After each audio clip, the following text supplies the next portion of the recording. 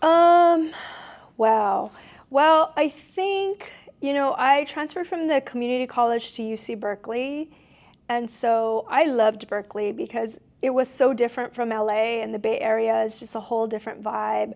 Berkeley was a whole different vibe. You have to keep in mind this was like the early 90s, so it was still had a lot of that radicalness from the 60s. A lot of that generation was still there. Now it's like kind of like UCLA. It's very like clean and like, when I was there was still a lot of working class kids, like first generation there. So Berkeley was just great because San Francisco is beautiful. Public transportation was great up there. We didn't really have good public transportation in LA in the 90s. So it was just a whole other vibe. And then it was just so close enough to Los Angeles that like if I had to come home, getting to the airport, Southwest, all of that, flights to LA was very convenient. So I think like culturally it was amazing. And then the classes, that's where I took my first Chicano studies class, Intro to Chicano Culture. And that changed my life, and I changed my major because I went in as an English major with the intention of being a lawyer, and obviously that didn't happen.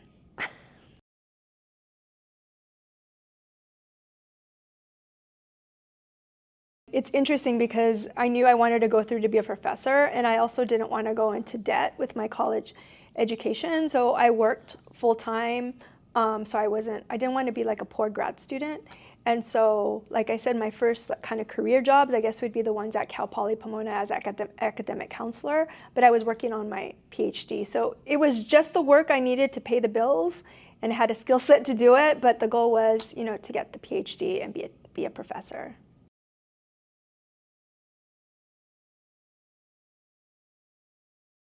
I think the biggest thing about your career and sort of like where you land is like I think learned early on is like having a group of mentors. So when I was at Berkeley, that's when I met like my first professor Chicana with the PhD. And so having mentors that look like you and what's possible is really important. And I think like for my generation, Gen X, like that number was so small, and like today it's growing and growing. So like that moment, I think it showed me what is possible. And I think having the women mentors like say, yes, you can do a PhD program, you can do it. And they were sharing their experience of going through a PhD, at a time when they were really the first generation. So I think like that was important of helping prepare me for my career was having a group of mentors. And I think I pretty much had a mentor from like my 20s, probably, I think as soon as I turned 40, it shifted because then I became a mentor.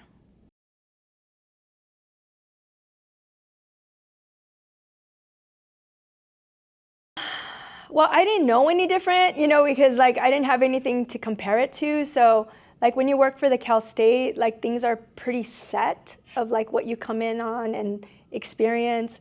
So like being an academic counselor, I got paid whatever they got paid at that time, which I was probably like, I think maybe in the high 30s. But, for CSUN, when I got hired in 2002, it's same thing. You enter in at a certain range and they sort of use your work experience. So I had to advocate for myself because I had like 3 years of full-time teaching and I was a visiting professor at LMU before I got hired at CSUN. So I was able to establish a record that I got paid like at a higher rate than what an entering like tenure track, which I think was below actually the high 40s at that time. So I came in a little bit higher than that.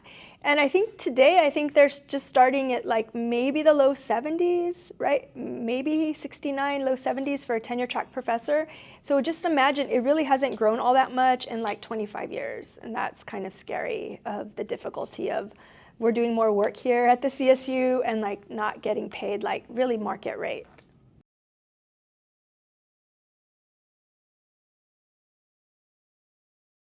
I think like what advice I would give graduate Denise, and it depends where. I think in undergrad, I knew I needed to go to grad school, right? So I knew there was another graduation.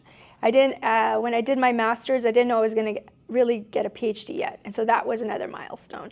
So once you graduate with your PhD, you want a job, right? You want a full-time tenure track job.